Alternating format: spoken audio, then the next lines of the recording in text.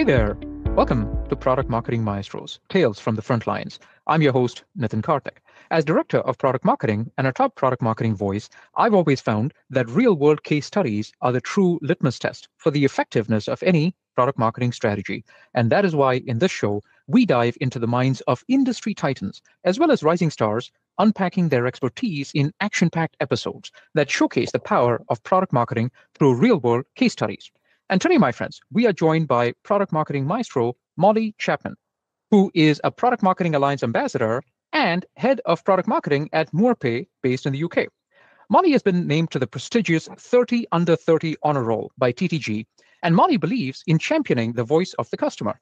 Molly is also passionate about bringing new products to market, giving customers a seat at the table, drawing on communication to align sales and marketing teams. She also ensures brand consistency while leading a customer-centric data approach to user experience. And also, she impacts product design as well as launch. At Moorpay, Molly has been managing a team of 4, and she owns go-to-market strategy and execution for all SaaS and service-based products. And she also generates partner revenue through co-selling opportunities. And she works closely with the Microsoft Partner Center. Molly also owns persona research, product messaging, and value proposition.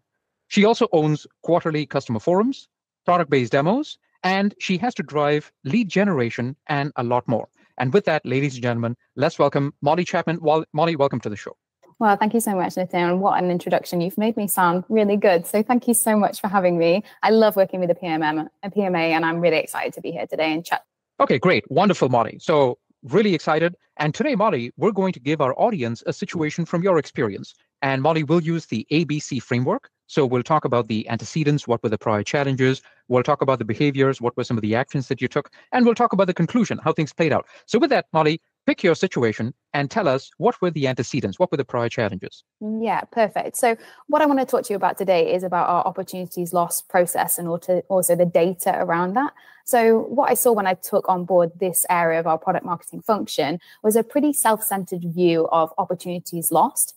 Within our CRM, we had a little bit of data. We sort of understood out of all the leads we're generating, how many of those opportunities were we losing. But what we didn't have was sort of who we were losing to, why we were losing, and we certainly didn't have any forecastable revenue either. And when I say self-centered, what I mean is we didn't have any idea about our churn, our total addressable market, and actually what it meant to win or lose within that space. So that was the problem that we had at hand. All of that meant that the information that we fed through into our product team was going off sort of gut feeling. It was a little bit of fluff. And of course, any product marketer doesn't want to hang their hat on that. We wanted really robust data from our opportunities lost. So that was the problem that we were faced with as a product marketing team. Yeah, and I love that, Molly, because I think a lot of our audience may also be facing similar challenges, right? So wonderful. So thank you, Molly, for laying out the antecedents. Now let's talk about the behaviors. Given these challenges, what were some of the actions that you and your team engaged in? Yeah, of course. So for me, it was really important that I understood my objectives from the get-go and also understood our stakeholders. And then I wanted to formulate a plan off the back of that. So in terms of objectives, I was pretty clear. I wanted to know all of my W's. I wanted to know the who, the what, the when, the why. And really important for me was to understand that revenue, the monetary value that we tied into that, because I knew that was going to be really important when it came to analyzing the data later down the line and getting buy-in from those stakeholders. So in terms of my stakeholders, I knew a big one was the product marketing team, the function as a whole. What did we want from this project? Well, we wanted really clear, digestible data. And as I mentioned, we wanted to know that monetary value. I then wanted to understand my product team. So what did they want from opportunities lost? What did good look like for them? And it came down to easy, digestible data and something they can dip in and out of, and a narrative that wrapped around it. And that was my job as a product marketing leader, to understand that narrative and deliver that narrative as well. And then last but by no means least, our sales team. So the people who are actually inputting all that data, we knew that the foundations of this project sat with really good data. And without sales team buy-in, we were going to get dummy data. If they didn't see the value, we were going to get poor data as well. So it was really important that we understood them. So once I understood my objectives and I understood my stakeholders, then I could formulate a very easy 3-step plan. And that sort of looks like the first step was looking at revamping our CRM and what it meant to have opportunities lost data within our CRM. So really understanding the fields that we were breaking down, understanding at what stage we were losing our opportunities, who we were losing it to, and then why we're losing it as well. Of course, for a product manager and for myself, I was very interested in product offering, but I was well aware that there's other aspects that fall into that, things like relationships, our pricing, contracts, that sort of thing as well. So I had to work really closely with our product team to understand what did good like for them. If we sort of had a magic wand, what did the end goal look like, and how do we break that down? So we needed to be top level enough that we could pull through themes for product offering, but not too granular that we couldn't drive anything from that and we couldn't sort of drive roadmap actions. So that was really important for me. And yeah, working closely with our sales team. They had a process. I said process is very loose at that stage, but we didn't want to add more admin into that team. So how can we work with them and really understand that? So once I'd gone through that, the second stage for me was actually just automating what I could. We were working within Excel, and with all the best will in the world, our product managers weren't using it. They weren't adopting it. They didn't love it. And when I sat one-on-one with a couple of our product managers, I said, hey, I give you this information, I give you this data, and I don't really feel like you're engaging with it. And they simply said, I don't want to look in Excel. I don't want to dig it out. It's really hard for me to understand. And I simply am not going to use it unless it's digestible. So we did away with that tool and we moved into Power BI, which has been really pivotal for us. So we got the foundations right within revamping our CRM, and then we made it pretty, which all product marketers do. So we got all that information in Power BI, and that was really crucial for me because not only did I have this, how many times are we coming up against this competitor? I then had how much revenue are we losing to this competitor, and at what stage we're losing to this competitor. What was more important for me was understanding when we do come up against this competitor, what's our probability of winning or losing? So what are our competitor ratios? Now, understanding that data then meant that I could flow through into our battle cards. Okay, we're coming up against this competitor a lot. We're losing a lot. Do we need to refresh that battle card? Do we need to run extra sales training? So that was really, really important for me. The revenue piece was equally as important to bring through those themes. So then when we came to business cases, it was super easy for me to then say, okay, actually, if we had this feature, we would have gained this amount of revenue. And it really solidified that credibility of the product marketing function within the business as well, which obviously was fantastic. The last stage for me was getting to the piece where we add some real value, which is our qualitative research. So I had all of my data, it was at my fingertips. And then on a monthly basis, I got to do the bit of my job that I love, which is actually just talking to people one-on-one.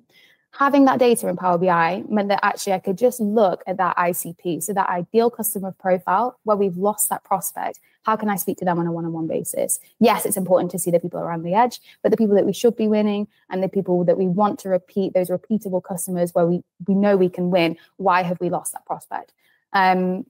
So I would then call down these prospects and speak to them on a one-on-one and gather that qualitative information, which actually then was really valuable, combining that with the data.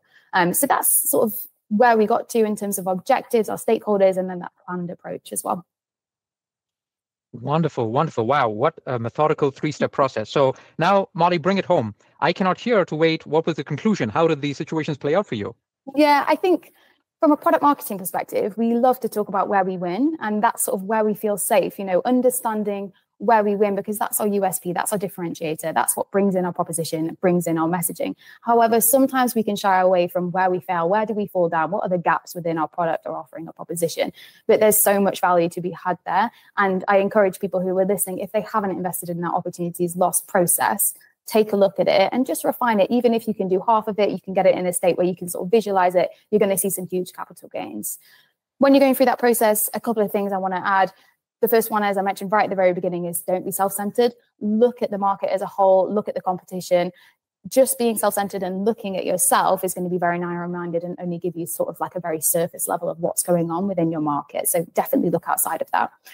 My second point is automate what you can. As a product marketer, you are of little use when your head is stuck in an Excel. You're much more useful when you're speaking to people one-on-one, you're building out that narrative and you're adding real value. So you're combining that qual with that quant data. So make sure you automate what you can, and where possible, bring in experts and make sure that you're not working in silos as well.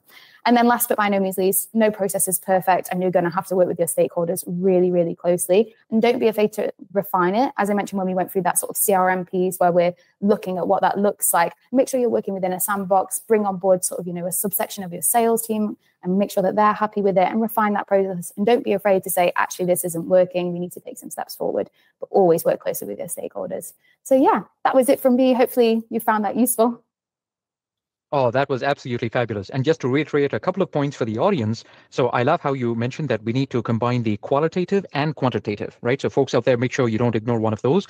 I love how you mentioned that we need to automate as much as we can, right? We're not so useful when our head is buried down in sheets. So make sure that you automate so that you can actually talk to folks out there. And the third piece I love, which is iterate, right? It's not going to be perfect right out of the box. So get your version 1.0 out there and then continue to iterate. Wonderful. So Molly, this has been amazing. Thank you very much. Molly, if people wanted to find out more about you, where can they learn more? Yeah, absolutely. I'm on LinkedIn and I am more than happy to talk about opportunities lost or anything within the product marketing space. As you might very well tell, I do love to chat. So please do drop me a line. I'm always open to talking about all things product marketing. Absolutely fabulous. So folks, there you have it. Definitely reach out to Molly for more great advice like this. And armed with that knowledge, let's make the magic happen.